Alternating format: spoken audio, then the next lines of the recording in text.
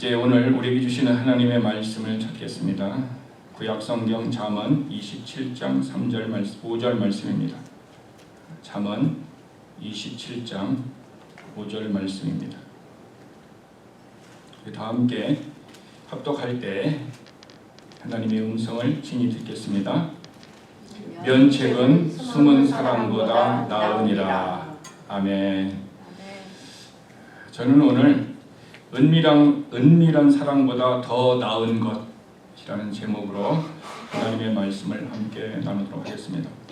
성경은 하나님은 사랑이시다라고 말씀하고 있습니다. 그래서 하나님이 사랑이시기 때문에 하나님은 우리 교회 안에도 계시고 우리 마음 안에도 계시고 또 우리의 가정에도 하나님은 계십니다. 그런데 세상의 사람들은 이렇게 얘기합니다. 교회가 사랑이 없다고 말합니다. 사람들이 교회가 사랑이 없다라고 말하는 것은 역설적으로 얘기하면 교회는 마땅히 세상과 다른 차원의 사랑을 보여주어야 한다라는 메시지하고 똑같은 것입니다. 그래서 예수를 믿지 않는 사람들이 말할 때 우리 교회에게 그런 하나님의 사랑을 기대하고 있다라는 것입니다. 근데 문제는 크리스천들도 교회는 사랑이 없다라고 말합니다.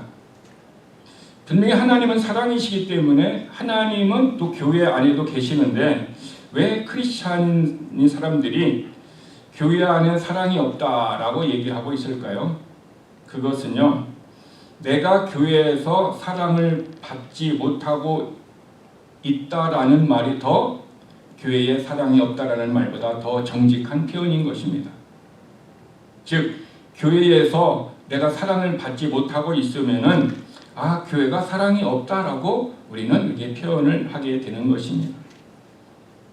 그러면은 우리들은 왜 교회에 사랑이 없다라고 얘기하고 왜 교회에서 사랑을 받지 못한다고 우리가 느낄까요? 그 이유는 무엇일까요? 그것은 나와 연결된 성도의 관계가 원인일 때가 많습니다. 성도들이 관계성이 믿음으로 서로 이렇게 연결되어 있습니다. 그런데 내가 사랑을 받지 못한다라는 것은 믿음으로 서로 연결의 관계성이 지금 뭔가가 삐덕거리고 문제가 있고 내가 기대하는 기대치만큼 내가 사랑을 만족하게 받지 못하기 때문에 우리는 소외감을 느낍니다. 소외감을 느끼기 때문에 우리는 교회가 사랑이 없다라고 말할 수 있게 되는 것입니다. 사랑은요, 주는 자가 있어야 되고 받는 자가 있어야 합니다. 즉, 사랑은 서로의 관계성 안에서 믿음 안에서 연결되어 있어야만이 주기도 하고 받기도 하고 서로 사랑이 왔다 갔다 하는 것입니다. 그래서 교회에서 내가 다른 사람들과의 성도들과의 믿음의 관계성이 소홀하게 되면은 혼자 신앙생활을 하게 되면은 교회가 사랑이 없다라고 우리는 그런 소외감을 느끼게 되는 것입니다. 사도행전 6장에 보면은 초대교회에서 이런 일들이 좀 있었습니다. 초대교회에서 성도가 두 종류의 성도가 있었습니다. 하나는 히브리파 유대인입니다. 히브리파 유대인이라는 것은 팔레스타인 지역에서 계속해서 거주하고 있으면서 그들은 히브리어를 사용하고 아람어를 사용하며 유대인의 문화 속에서 그들은 오랫동안 살았고 그곳에서 예수를 믿은 사람입니다. 근데 이 초대교회 옆에 그 안에 어떤 사람이 있으면 헬라파 유대인도 있었어요. 헬라파 유대인이라고 얘기하면 이 사람은 로마 제국 시대에 곳곳으로 사람이 흩어졌다가 또한 그곳에서 살다가 예루살렘으로 돌아와서 예수님을 믿은 사람들. 그러니까 이 사람들은 주로 어떻게 합니까? 그리스어를 사용하고 헬라 문화에 속한 사람들인 것입니다. 그래서 문화가 다른 사람들이 같은 유대인이지만 문화가 다르고 생각이 달랐던 사람들이 함께 교회 안에 모이고 있었습니다. 그런데 이 교회 안에 어떤 문제가 생겼냐면은 갈등이 생겼습니다. 그 갈등이 구제에서 어떤 사람들이 소외감을 느끼기 시작을 했습니다. 즉 교회는 사회적인 약자를 돕는 것이 있었습니다. 그래서 예루살렘 그 초대교회에서는 조금 나이가 많은 여인들이 혼자 사는 사람들이 많이 있었어요. 그래서 그분들을 위해서 교회에서 매일 구제를 하는 거예요. 우리가 어떤 단체에서 이 다운타운에서 매일 아침마다 홈리스들에게 구제하는 사역을 하듯 교회 안에서도 그 약자들에게 매일 이렇게 구제하는 일들이 있었습니다. 그런데 어떤 일이 있었냐면은 헬라파 사람들이, 헬라파의 나이를 먹은 사람들이 어떻게 하면 자기들이 구제에 소홀히 하다라는 것을 느꼈어요. 우리는 조금 주고 우리는 때로는 빼먹기도 하고 다른 사람들은 유대의 히브리파 유대인들은 더 많이 주고 더 자주 주는 것 같다라는 그의 마음이 생겨서 갈등들이 생기기 시작을 했습니다. 그래서 헬라파 유대인들이 교회 안에서 원망을 쏟아내면서 교회에서 갈등이 생기기 시작을 했습니다. 그래서 이 갈등의 본질이 무엇이냐? 이것은 받지 못한 것에 대한 서운함입니다. 어떤 사람은 많이 받아서 좋아하겠지만 어떤 사람은 받지 못한 서운함이 자기의 마음속에서 교회의 공동체 속에서 내가 사랑을 받지 못한다. 그런 서운함이 그들의 마음속에 있었습니다.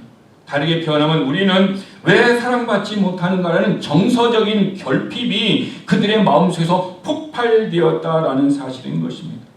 그것은 예루살렘 교회뿐만 아니라 오늘날 우리들의 공동체 교회에서도 믿음 안에서 우리가 어떤 소외를 경험했다면 그것은 예루살렘 교회와 같은 헬라파 사람들이 상처를 입었듯 우리도 그런 상처를 경험할 수 있게 되는 것입니다. 그래서 사도들이 모여서 해결 방식을 찾았습니다.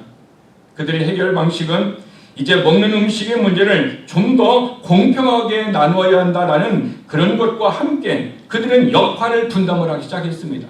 즉 사도들은 본질적인 것을 찾기 시작했어요. 이제 우리는 본질적인 기도와 말씀에 본질적으로 힘을 쓰고 그리고 7 집사를 세워서 7 집사로 하여금 행정적인 일을 맡아서 구제도 하고 선교도 하는 그 일들을 해야 되겠다라는 것을 예루살렘 교회에서 처음으로 실시하기 시작을 했습니다. 그래서 집사의 유래는 교회 안에서 사도들은 기도와 말씀에 영적인 것을 집중적으로 하게 하고 나머지 구제나 행정이나 선교 이 부분에 대해서는 집사들이 나누어서 그 일을 할 수 있도록 교회에 처음으로 직분이 생겼다라는 것을 우리는 알게 되는 것입니다. 그런데 그것이 교회 안에서 소외감을 느끼고 교회가 사랑이 없고 교회 안에서 어떤 감정적인 어떤 아픔 때문에 느끼는 그 원인 때문에 이런 것이 생겼다라는 사실인 것입니다. 사랑은요, 겉으로 표현되는 사랑이 있고 은밀하게 표현되지 않는 사랑도 있습니다. 사랑은요, 실천적이어야 합니다. 그런데 은밀하게 사랑하는 사랑도 있습니다. 그러면은 은밀하게 사랑하는 사랑은 무엇을 의미합니까? 은밀하게 사랑한다는 것은 실천과 표현이 없는 마음으로만 가지고 있는 소극적인 사랑인 것입니다. 성경에서 말하는 사랑은 항상 구체적인 행동과 희생으로 증명되어야 하는 것입니다. 그런데 숨은 사랑, 은밀한 사랑이라고 얘기하는 것은 마음속에만 그 사랑이 머물러 있고 상대방에게 유익을 주지 못하는 사랑을 의미하는 것입니다. 즉 은밀한 사랑, 숨은 사랑이라는 것은 상대를 아끼는 마음은 내 마음에 가득 차 있지만 그가 잘못된 길로 가거나 영적인 위기에 처해 있을 때에 우리가 오해받기 싫어서 또는 관계가 서먹해질까봐 아무런 행동을 하지 않고 침묵하는 상태가 숨은 사랑이요 은밀한 사랑이다라고 얘기할 수 있습니다. 이 은밀한 사랑은 마음은 따뜻하게 해줄지는 몰라도 결과적으로는 상대의 실수를 방관하는 셈이기 때문에 성경은 차라리 아프게 대면하여 바로 잡아주는 드러낸 책망, 드러낸 꾸지람이 소극적인 침묵의 사랑보다 더 낫다라고 오늘 본문은 우리에게 얘기하고 있는 것입니다. 여러분들은 어떻게 생각하십니까? 드러내어 꾸짖는 것과 은밀하게 사랑하는 것이 어느 것이 더 낫다라고 우리는 생각하고 있습니까? 성경은 이렇게 얘기합니다. 드러내는 꾸지람이 은밀한 사랑보다 더 지혜롭다. 즉 면책은, 이 면책이라는 것이 뭡니까? 드러내어 꾸짖는 것은 숨겨진 사랑보다 더 나으니라 라고 성경은 우리에게 가르쳐주고 있는 것입니다.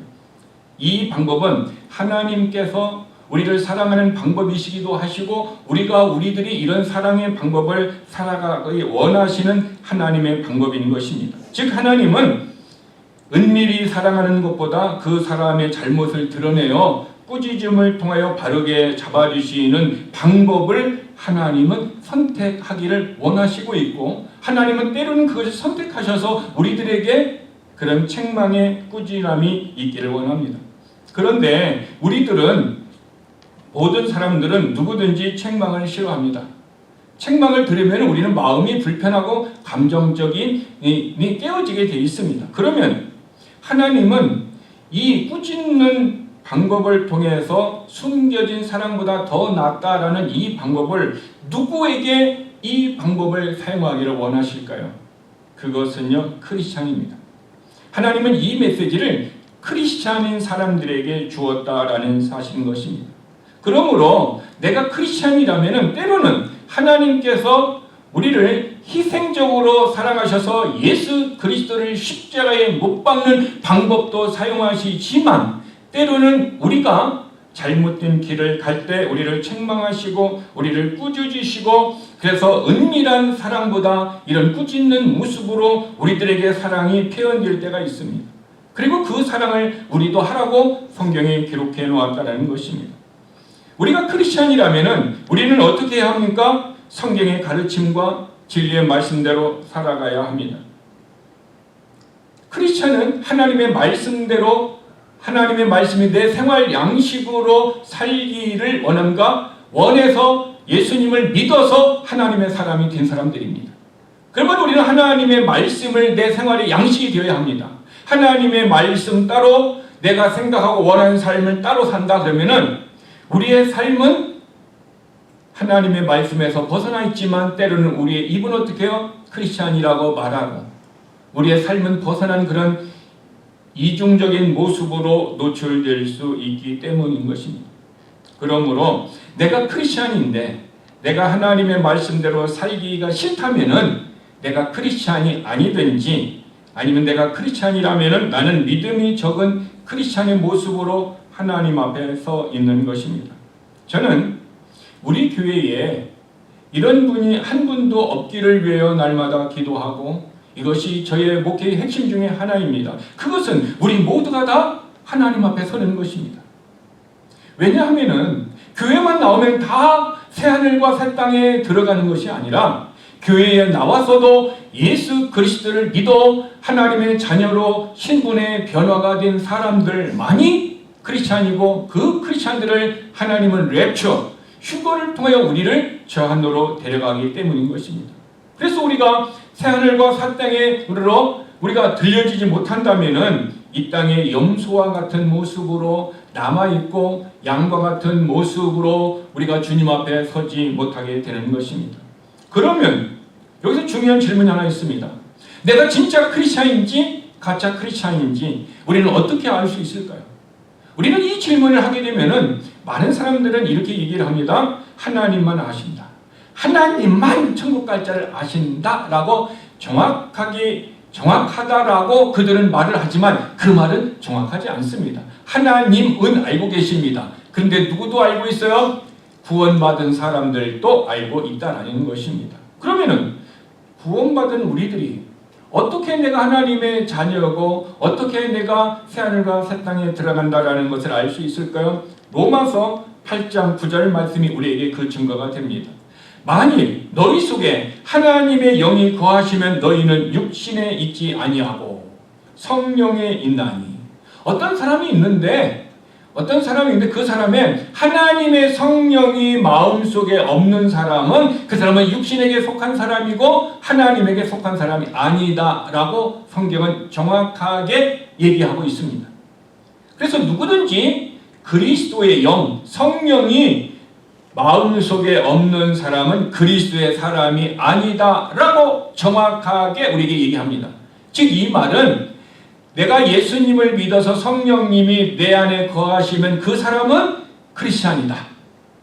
그 크리스찬들을 하나님은 새하늘과 새 땅으로 데려가신다. 그런데 성령이 내 안에 계시지 않는 사람은 그 사람은 그리스도와 연합된 사람이 아니기 때문에 그 사람은 크리스찬이 아니다 라고 성경은 우리에게 가르쳐 주시는 것입니다. 그러면 내 안에 성령님이 계신 것을 어떻게 알 수 있을까요? 그래서 고린도 교회를 향해서 성경은 이렇게 얘기합니다. 너희가 믿음 안에 있는가 너희 자신을 시험하고 확실한 증거를 가지라 얘기합니다. 즉 믿음 안에 있다라는 것이 성령 안에 있는 거고 성령님이 내 안에 계시는 것입니다. 그 믿음은 에베소서 2장 8절에 보니까 하나님의 선물이라고 얘기하고 있습니다. 그러니까 하나님의 선물의 믿음을 내 마음에 가진 사람은 그때 성령님도 내 안에 계시고 성령님이 내 안에 계시기 때문에 우리는 그리스도의 사람이고 크리스찬이고 그리스도인이다라고 성경이 우리들을 그렇게 인정해 준다라고 하나님이 성경에 기록해 놓으시는 것입니다. 그러면은 우리는 여기에서 이 하나님의 말씀 앞에서 내 자신에게 질문해 봐야 합니다. 내 안에는 그 믿음을 선물로 받았는가? 내 안에 성령님이 계시는가? 나는 정말 하나님의 영이 내 안에 있어서 그리스도인가? 라는 질문을 스스로에게 던져보아야 합니다. 그래서 우리는 한 사람도 우리 교회에서 예배를 드리는 모든 사람들이 한 사람도 우리는 천국에 입성하지 못하는 분이 한 분도 없어야 됩니다. 그러기 위해서는 날마다 우리는 성경이 고린도 교회가 너희가 믿음 안에 있는가 너 자신을 시험하라고 하는 그 말씀과 같이 내 자신을 시험해보고 검증해봐야 우리는 확실한 증거를 가져야 된다는 것입니다. 그러면은 내가 크리스천이 되었다면은 하나님의 말씀대로 100% 살지 못해도 때로는 우리가 죄에게 넘어지고 때로는 우리가 시험에 들고 때로는 우리의 삶이 믿음 안에서 조금 약간 멀어지는 것 같다 할지라도 내 안에 성령님이 계시다라면은 그 사람은 그리스도인이고 크리스찬이고 하나님이 그 사람을 성령님을 통하여 영원히 붙들어 주실 줄 믿습니다. 그러므로 우리는 죄를 많이 지었느냐 적게 지었느냐 어떤 일을 많이 했느냐 적게 했느냐의 문제가 아니라 가장 베이직 기본이 내 안에 성령님이 계시느냐 안 계시느냐 내가 내 안에 예수님의 믿음이 있느냐 없느냐 그 차이를 우리는 알아야 된다는 것입니다. 그래서 우리가 내 안에 믿음이 좀 적은 것 같고 내가 성령의 역사가 내 안에서 적은 것 같다 그러면은 우리는 어떻게 해요? 믿음이 없으면 믿음을 내 안에 채우면 됩니다. 어떻게 내 안에 믿음을 채울 수 있습니까? 그 방법은 로마서 10장 17절 믿음은 들음에 의해서 오며 들음은 그리스도의 말씀입니다.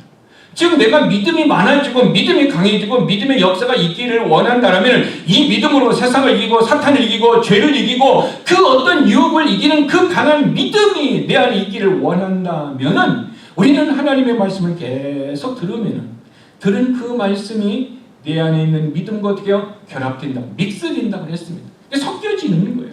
그래서 믿음이 강한 자가 되어서 그래서 베드로도 예수님을 3번이나 부인했지만 나중에 주님을 향해 어떤 생명을 거는 그런 사람으로 나아갔던 모습으로 성령의 능력이 그를 성장시켜 주셨듯이 연약한 우리들에게도 내 안에 계신 성령님께서 우리가 말씀을 들을 때 믿음을 강하게 하시고 우리들에게도 그런 삶을 살아갈 수 있도록 도와주실 줄 믿습니다. 이런 크리스찬들에게 오늘 하나님의 말씀은 얘기하는 것입니다. 하나님의 그 말씀은 우리의 삶이 어떻게 합니까? 은밀한 사랑보다 더 나은 것이 있다. 그것은 내가 너희를 향하여 드러내놓고 꾸짖는 것이다. 꾸짖는 것이 싫습니다. 저도 꾸짖는 것이 싫고 또 꾸지름을 듣는 것도 싫습니다. 근데 하나님은 꾸짖음이 숨은 사랑보다도 더 낫다라고 말씀을 하셨습니다. 그러면은 하나님은 언제 드러내어 꾸짖는 사랑을 하십니까? 라는 것을 우리는 알아야 합니다. 그것은요, 하나님이 언제 우리의 크리스찬인 우리들에게 꾸짖는 그 사랑을 베푸실까요? 그것은 우리가 생명의 길에서 벗어났을 때 우리를 꾸짖으십니다. 즉, 다시 말하면은 우리가 영적으로 내 삶이 무너져 있어요. 그래서 지쳐있고 예배를 드리는 것도 싫고 때로는 내 삶이 하루를 살아가는 것도 버거워하는 이런 감정적인 어려움에 쌓여 있을 수도 있습니다. 다시 말하면 죄를 짓고도 그것이 죄인지 모르기도 하고 양심의 가책이 사라져서 영적으로 잠들어 있을 그때에 하나님은 우리를 꾸짖으신다는 것입니다. 그래서 생명의 길에서 벗어나 있어서 우리가 지금 사망의 길로 가고 있기 때문에 우리를 회복시키고 다시 생명력을 불어넣으셔서 다시 꽃이 피고 자라나서 열매를 맺기 원하시기 때문에 하나님은 우리를 꾸주신다라는 것입니다. 그러므로 하나님이 우리를 꾸주실 때 어떻게 하면 됩니까? 내가 지금 생명의 길에서 좀 벗어나려고 하는 이런 상황에 있다든가 벗어나서 지금 내가 지쳐있는 모습일 때 하나님은 우리를 꾸주신다라는 것입니다. 또 하나는요, 하나님 우리에게 잘못된 길에서 열정적일 때가 있습니다. 때로는 우리의 삶이 낭떠러지를 향하여 잘못된 방향으로 열심히 달릴 때가 있어요. 낭떠러지를 향하여 달리면 어떻게 합니까? 과거에 한국의 성수대교가 무너졌을 때 뒤에서 오는 차들이 어떻게 합니까? 다리가 끊어진지도 모르고 계속 갔습니다. 계속 하니까 어떻게 차가 계속해서 밑으로 낭떠러지로 떨어져 갖고 죽은 사람들이 엄청나게 많이 발생을 했습니다. 운전을 하면서 그것을 모르는 거예요. 즉 우리들의 삶이 때로는 어떻게 합니까? 낭떠러지로 떨어지는 것 같은 잘못된 방향으로 우리의 인생의 길이 갈 때가 있습니다. 우리가 그런 생각을 할 때가 있습니다. 우리가 그런 액션을 취할 때가 있습니다. 근데 그 길을 멈추지 못합니다. 그런데 하나님께서 어떻게 해요? 우리를 꾸짖음을 통해서 그 길을 멈추게 하고 우리에게 자도 강력하게 브레이크를 걸어서 어떻게 합니까? 그 잘못된 방향으로 낭떠러지의 길로 가지 못하도록 하나님이 우리를 꾸짖으신다라는 것입니다. 그래서 그 꾸짖으심이 숨어서 살아가는 것보다 더 낫다라는 것입니다. 그러면은 왜 하나님은 더 좋은 방법도 있을 텐데 왜 꾸짖는 방법을 선택하십니까? 그것은요, 하나님 우리를 위로하실 때가 있고요, 때로는 위로보다 책망이 더 효과적인 치료제가 될 수 있을 때는 어떻게 합니까? 우리에게 그런 꾸짖으심을 한다라는 것입니다. 위로도 좋습니다. 책망은 싫습니다. 그런데 책망이 때로는 이 꾸짖음이 위로보다도 더 강력한 치료제, 더 강력한 항암제가 되어서 죄가 번식하지 못하도록 하나님이 그 방법을 선택하시는 것입니다. 즉 하나님은 이 방법을 쓰시는데 아무에게나 쓰시지 않습니다. 히브리서 12장 6절에 보니까 주께서 그 사랑하시는 자를 징계하시고, 즉 하나님이 우리를 꾸짖는 이유는 참 자녀다라는 증거다라는 거예요. 우리가 옆집에 사는 자녀가 잘못되었을 때, 마약을 하거나 잘못했을 때 책망을 하고 꾸짖습니까? 안 꾸짖습니까? 하지 않습니다. 왜? 내가 부모가 아니기 때문에 하지 않습니다. 그러나 내 자녀가 마약을 하다가 잘못된 길로 가면은 부모는 반드시 어떻게 합니까? 꾸짖어서 그것을 멈추게 하고 바른 방향으로 인도하는 것이, 그를 위로하는 것보다 책망이 더 효과적이기 때문에, 책망이 치료제이기 때문에 우리가 쓰듯이 하나님은 바로 우리가 하나님의 참 자녀이기 때문에 죄를 깨닫게 하기 위하여서 우리를 어떻게 합니까? 바로 우리들에게 징계를 통해서 하나님의 자녀를 증명하신다라는 것입니다. 또 두 번째 꾸짖는 이유는요, 하나님께서 우리의 성도들이 거룩함에 참여시키기 위하여서 우리를 꾸짖는다라고 성경은 얘기합니다. 히브리서 12장 10절에 보면은 그들은 잠시 자기의 뜻대로 우리를 징계하였거니와 오직 하나님은 우리의 유익을 위하여 그의 거룩함에 참여하게 하시느니라. 하나님의 거룩함에 우리가 참여하도록 하나님은 우리를 징계하신다. 즉 징계는 우리 안에 있는 불순물을 제거하는 연단의 불입니다. 용광로의 불이 다른 것은 다 불순물은 제거하고 순수한 금과 은을 만들듯이 우리들에게 꾸짖음, 이런 불과 같은 이런 시련들은 우리로 하여금 어떻게 거룩함에 참여하기 위한 하나님의 방법이다라는 것입니다. 우리는 이 연단을 통해서 어떻게 됩니까? 하나님의 성품이 우리 안에 생기게 되는 것입니다. 하나님의 성품이 우리 안에 들어올 때는 우리는 어떻게 합니까? 교만이 무너지고 이기심이 어떻게 합니까? 욕심이 불에 타 없어지게 되며 하나님을 닮는 성품이 우리 안에 자리 잡게 되는 것입니다. 그 성품이 자리 잡게 되는 것, 이것을 갈라디아서 5장 22절 23절에서는 성령의 열매라고 얘기합니다. 즉 성령의 열매는 내가 하나님의 말씀 가운데 순종하며 어떤 고난과 어떤 시련과 꾸짖음이 있어도 그 말씀을 안에서 인내하고 있을 때에 하나님이 우리에게 주시는 열매다라는 것입니다. 그 열매가 나도 모르게 우리의 성품을 어떻게 합니까? 성령의 열매가 있는 성품으로 우리를 빚으시는 것입니다. 결국 꾸짖으심의 목적은 우리 안에 있는 불순물, 교만이나 이기심이나 욕심 등을 어떻게 합니까? 제거하시는 것입니다. 그리고 하나님의 거룩함에 이르게 하시는 하나님의 방법이다라는 것입니다. 이 꾸짖으심의 과정은 연단이라고 하는데, 연단을 통해서 뜨거운 불을 통과하여 순금이 나오듯 고난과 징계라는 과정을 통해 우리는 영적으로 정화됩니다. 영적으로 깨끗한 사람이 됩니다. 그래서 하나님은 우리가 깨끗한 사람이 되기를 원해요. 우리의 영과 혼이 깨끗한 모습이 되기를 원합니다. 그 꾸짖음의 결과가 성령의 열매입니다. 그래서 히브리서 12장 11절에서도 그로 말미암아 연단받은 자들은 의와 평강의 열매를 맺는다. 즉 뭡니까? 성령의 열매를 맺는다라고 성경은 우리에게 말씀하고 있습니다. 그러면 오늘 우리의 삶에 나에게 고난이 없으면 좋지만 고난이 찾아온다면 우리는 어떻게 합니까? 이 고난이 환경적인 고난일 수 있고 물질적인 고난일 수 있고 어떤 인간관계의 고난일 수도 있고 아니면 내적인 내 마음의 어떤 고난일 수도 있습니다. 이때 우리는 어떻게 해야 합니까? 하나님이 나를 거룩함으로 초대하는 사인이다라는 것을 기억하십시오. 아, 지금 내게 어떤 고난이 왔구나. 그러면 지금 내가 하나님의 거룩함으로 참여하도록 하나님이 나에게 사인을 보내고 있구나.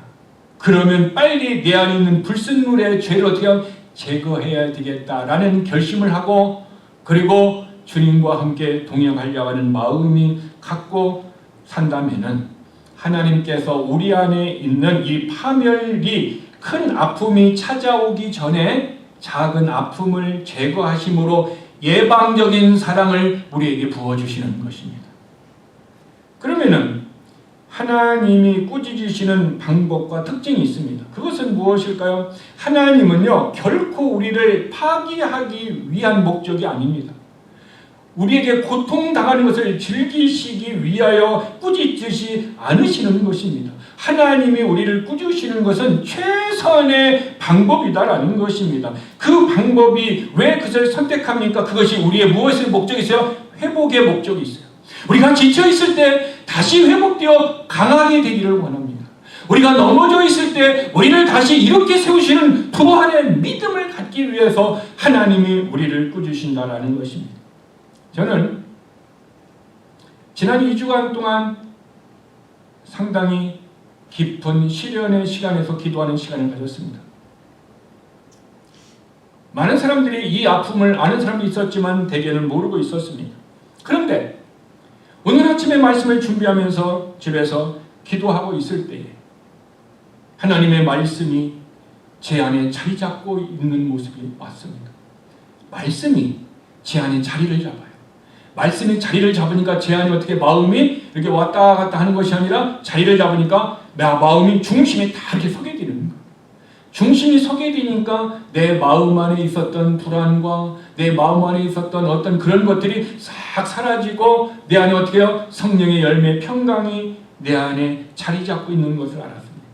아, 이것이 하나님이 나에게 어떻게 해요? 어떤 회복시켜 주시는 말씀이 내 안에 자리 잡고 하는 순간이구나.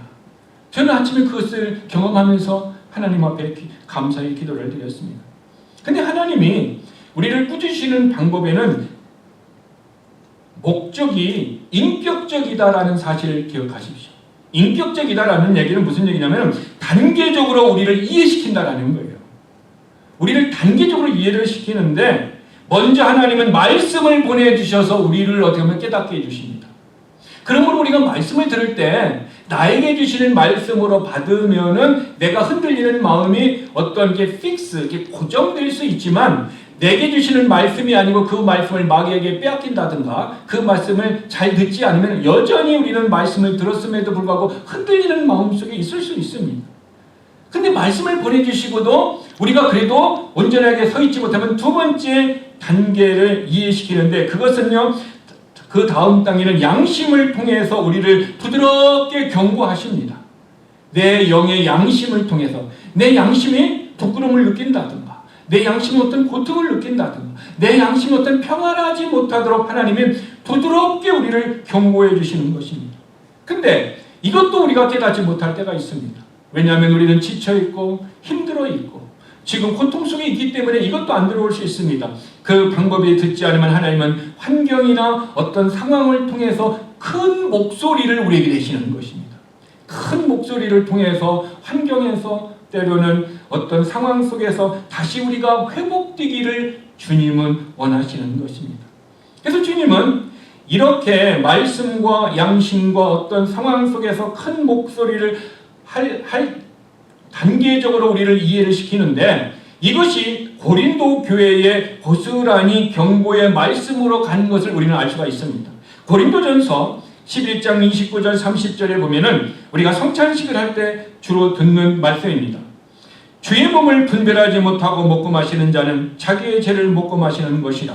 그러므로 즉 분별하지 못하고 먹고 마시는 우리의 삶이 있다라는 거죠. 생각지도 아니하고 하나님의 깊은 생각 없이 행동하고 하나님의 주신 말씀을 따라 행동하지 못하고 지쳐있고 힘들어있고 하나님의 말씀대로 서 있지 못하는 그런 고린도 교회에게 주님은 그러므로 너희 중에 약한 자와 병든 자와 잠자는 자가 적지 않다. 단계적으로 얘기합니다. 그들에게 약한 자가 있었습니다. 병든 자가 있었습니다. 세 번째는 잠자는 자가 있었습니다. 단계적으로 그들에게 하나님은 경고하시고 그들에게 말씀을 하셨다라는 것입니다. 어쩌면 하나님은 우리를 깨우기 위해 처음부터 큰 목소리를 내지 않습니다.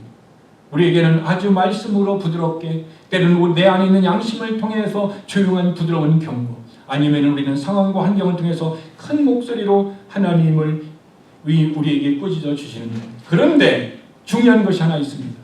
그것은요, 하나님이 우리들에게 어떻게 해요? 감당할 만큼만 주신다라는 거예요. 이것이 우리에게 은혜라는 거예요.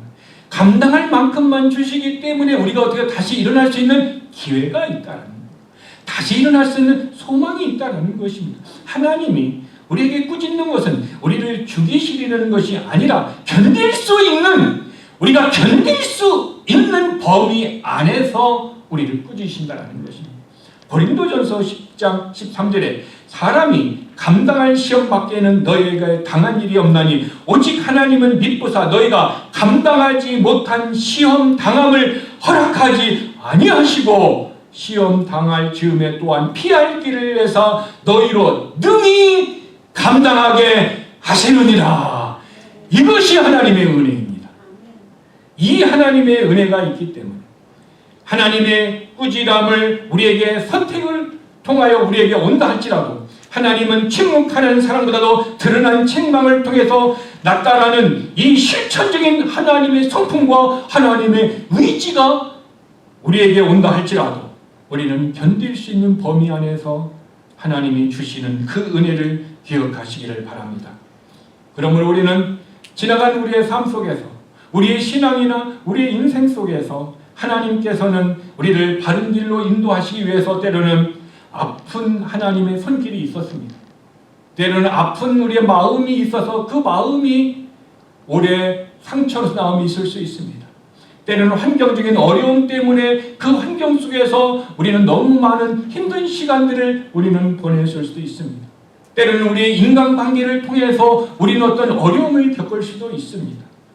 때로는 우리는 교회적인 문제 때문에, 내 신앙의 문제 때문에 우리는 아픔의 손길을 우리는 경험할 수도 있습니다. 그런데 문제는 하나님께서 야고보서 1장 2절에 이렇게 말씀하십니다. 내 형제들아, 크리스찬들에게 얘기합니다. 크리스찬들아, 너희가 여러 가지 시험을 당하거든 온전히 기쁘게 여기라. 이것이 우리의 소망입니다. 어떻게 보면 하나님은 이상합니다. 병 주고 약 줍니다. 병만 주시는 것이 아니라 약도 주어서 다시 주는데, 병을 주시는 목적이 우리가 정결과 거룩과 깨끗함과 신실함으로 가게 하시는 하나님의 은혜다라는 것입니다. 즉 우리가 하나님의 이 은혜를 깨달으면은 우리에게 어떻게 합니까? 시험이 당하면 기쁘게 여길 수 있습니까? 없습니까? 평소에는 기쁘게 여기지 못하지만 다시 회복시켜 주시고 견딜 수 있는 범위 안에서만 주시고 다시 은혜를 주시는 그 하나님의 사랑을 생각하면은 우리는 고난과 역경이 와도 다시 회복해 주는 그 하나님 앞에 소망을 두고 우리는 오늘의 고난을 넉넉하게 이길 줄 믿습니다. 그래서 이 고난이, 이 성품이 우리에게 주시는 그 이유는 하나님이 믿음의 시련이 인내를 만들어내는 줄을 너희가 알미라. 인내를 온전히 이루라. 이는 너희로 온전하고 구비하여 조금도 부족함이 없게 하려 함이라. 이게 뭡니까? 고난을 주는 것이 기뻐해야 할 이유는 이 고난 때문에 내가 어떻게 된다? 신앙에 성숙한다. 하나님 조금도 부족함이 없도록 우리를 만드시는 방법이 어떤 방법이다? 꾸지람의 사랑의 매를 든다라는 것입니다. 그러므로 우리는 성장의 요인이 말씀을 충만할 때 말씀을 들어서 믿음이 강하게 성장할 수도 있지만 때로는 어떤 사람에게는 꾸지람을 통해서 그의 신앙을 성숙시키는 사랑의 채찍으로 또 고난이 꾸지람이 어떻게 보면 그를 수술하는 그런 모습으로 하나님이 우리를 성장시키는 방법을 선택하는 상황, 선택하는 사람도 있다는 것입니다. 저는 이 모습이 지금 우리 교회의 모습이 아닌가 생각이 되어집니다. 하나님은 우리 교회를 조금 더 성숙시키기 위하여 조금 더 부족함이 없게 하기 위하여 우리들에게 시험을 주시고 이 시험을 감당할 수 있는 만큼만 주실 뿐만 아니라 또한 이 믿음의 시련을 통해서 지금은 우리가 인내를 만들어서 인내를 통해서 어떤 연단과 고난과 아픔도 우리는 견뎌야 될 줄 믿습니다. 지금은 견디는 시간입니다. 지금은 인내하는 시간입니다. 어떤 환경도 어떤 모습도 인내할 때 이 인내를 통해서 우리를 좀 더 부족함이 없도록 구비시키고 성숙하여 주실 줄 믿습니다. 이 인내는 단순히 참는 것을 얘기하는 것이 아닙니다. 어떤 오기를 가지고 기다리는 것이 아닙니다. 하나님의 약속을 믿기에 우리는 고난의 현장을 떠나지 않고 끝까지 견디고 버티고 믿음을 통하여 십자가를 바라보며 이 거룩한 지구력, 이 거룩한 인내, 이 거룩한 견딤을 가지고 한 걸음 한 걸음 믿음의 발걸음을 가지고 주님과 함께 십자가의 길을 간다면 우리 교회의 소망을, 우리 가정에게 소망을, 우리의 교인들에게 소망을 통하여 거룩함에 참여하는 이런 은혜의 축복을 허락하여 주실 줄 믿습니다.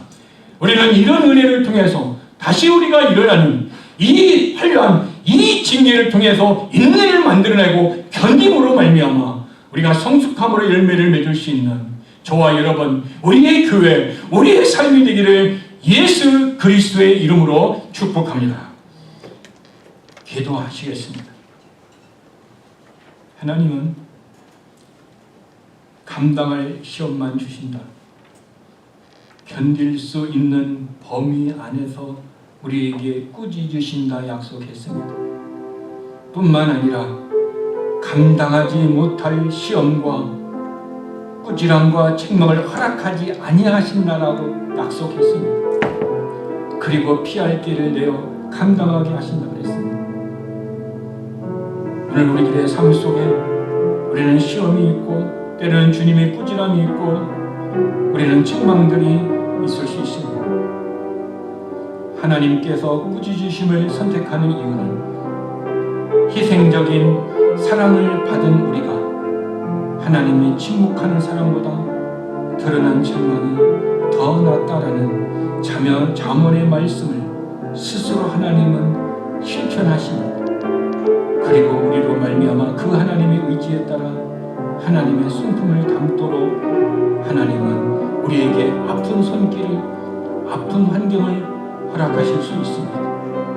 우리가 이 하나님의 말씀을 믿는다면 우리가 여러 가지 시험을 당할 때에 이것을 통하여 믿음의 시련이 나를 인내를 만들어내고 내가 인내를 통해서 견디면 하나님이 나를 부족함이 없도록 신앙의 성숙함을 믿고 오늘 우리가 시험 당함을 기쁘게 여기는 그런 믿음으로 나를 조금도 부족함이 없게 성숙해 하시는 하나님의 약속의 이 믿음의 테스트에서 우리가 승리하며 하나님의 은혜의 자리에 머물 수 있도록 하나님 도와달라고,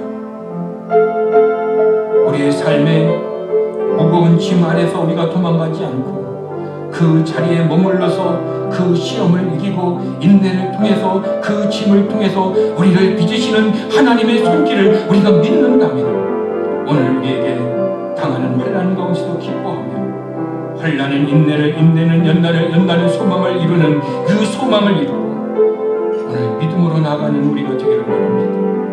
우리 다 같이 하나님, 오늘 내게 주신 이 환경을 넉넉하게 이기도록, 이 믿음의 시련을 이기도록 하나님 도와주세요. 성령님이 우리를 도와주시고 부활의 믿음으로 회복시켜 주시옵소서. 우리 다 같이 주님 앞에 조용히 기도하는 시간을 갖겠습니다. 하나님은 우리에게 오래 참음의 열매를 주셔서 나를 힘들게 하는 사람에 대해 보복하지 않고 끝까지 참아주는 이런 성품의 열매, 갈라디아서 5장 22절의 오래 참음의 열매를 우리에게 해주십니다. 때로 하나님은 우리들에게 어떤 환경과 환난에 대해서 우리가 그 시험을 극복함으로 말미암아 성숙하는 목적에 따라서 때로는 우리에게 침묵하는 사람보다 드러난 책망을 우리에게 허락하십니다. 어쩌면 지금은 우리의 교회는 하나님이 감당할 시험만 주셨다는 이 말씀을 듣고 우리가 다시 이 믿음의 시련의 인내를 우리가 회복되어서 인내를 이루고 좀 더 부족함이 없도록 우리를 채우시고 그 이후에 우리의 교회를 충만하게 채우시는 그 하나님을 기대하며 오늘 우리가 인내하며 견디며 믿음으로 나가기를 원합니다. 하나님, 이렇게 믿음의 발걸음을 가는 우리의 삶을 주님, 때로는 힘듭니다.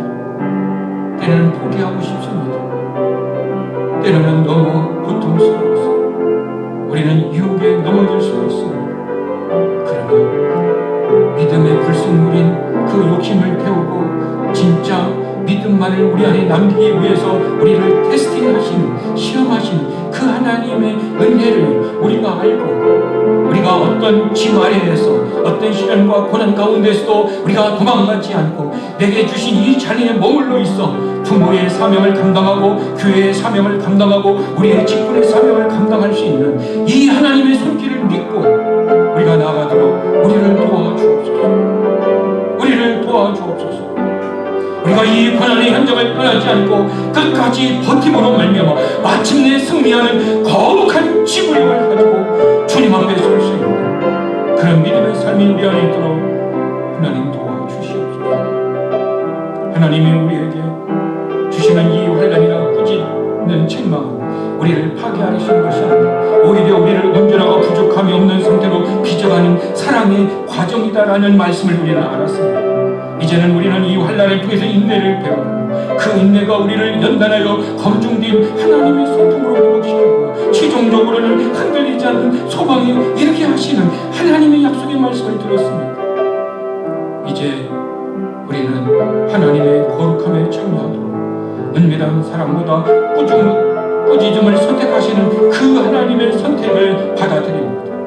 그리고 그 사람 위해서 다시 회복되고 치료하는 성령의 능력도 우리에게 회복을 간구합니다.